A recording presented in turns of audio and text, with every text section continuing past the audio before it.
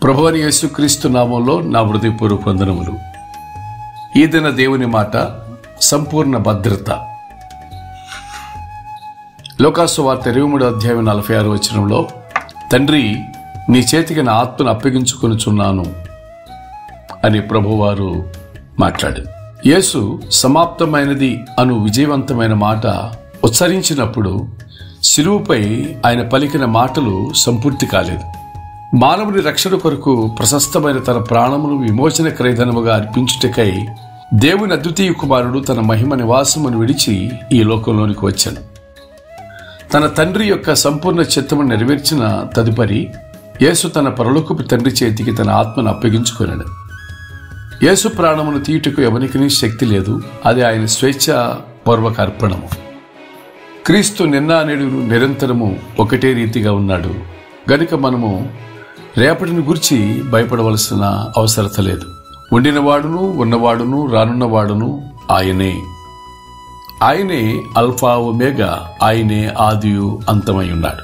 నేను నా గొర్రెలకు నిత్యజీవమునిచ్చుచున్నాను గనుక అవి అన్నిటికీ నశింపవు. ఎవడను వాటిని నా చేతిలో నుండి అపహరింపడు. వాటిని నాకు ఇచ్చిన తండ్రి అందరికంటే గొప్పవాడు గనుక నా తండ్రి చేతిలో నుండి ఎవడను వాటిని అపహరింపలేడు అని యేసుప్రభువారు యోహాను సువార్త 10:28-29 చెప్పారు. యేసు చేతిలో భద్రత మరియు తండ్రి చేతిలో భద్రత, అదే సంపూర్ణ భద్రత. నేను నమ్మిన వారిని ఎరుగుదును గనుక సిగ్గుపడను. నేను ఆయనకు అప్పగించిన దానిని రాబోచున్న దినము వరకు ఆయన కాపాడగలడని రూఢిగా నమ్ముచున్నాను అని పౌలు తిమోతికి రాసిన 2వ పత్రిక 1వ అధ్యాయం 12 స్థిరమైన నమ్మకంతో ప్రకటించారు.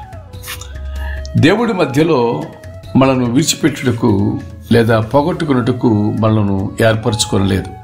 ఎత్తైనను లోతైనను సృష్టించబడిన మరి ఏదైనను మన ప్రభువైన యేసుక్రీస్తు నందలి దేవుని ప్రేమ నుండి మనను ఎడబాపు నేరదు.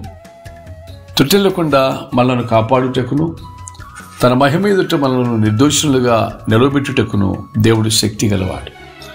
ఒకసారి రక్షింపబడిన పిమ్మట ఎప్పటికీ సురక్షితమా?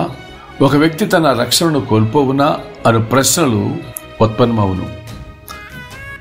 బైబిల్ పండితులు ఈ అంశంపై చీలిపోయారు.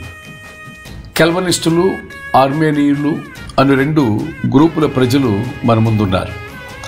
మొదటి గుంపు వారు దేవుడేమి చేయునో దాని గురించి నొక్కి చెప్పుచున్నారు. 2వ గుంపు వారు మానవుడేమి చేయవలనో దాని గురించి వక్కాణించుతున్నారు. ఈ 2 వాదములను దగ్గరికి చేర్చినచో పరిశుద్ధ గ్రంథం యొక్క సమతుల్య సత్యమును పొందగలం.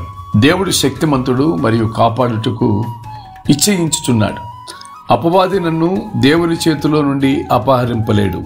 అయితే ఆయన చేతిని పట్టుకొని ఉండుటకు నేను ఇష్టపడవలను. నేను లేకుండా దేవుడు ఏమీయూ చేయడు. దేవుడు లేకుండా నేనేమీయూ చేయలేను. ఈ మనవులు మన హృదయములో దేవుడు దీవించునుగాక.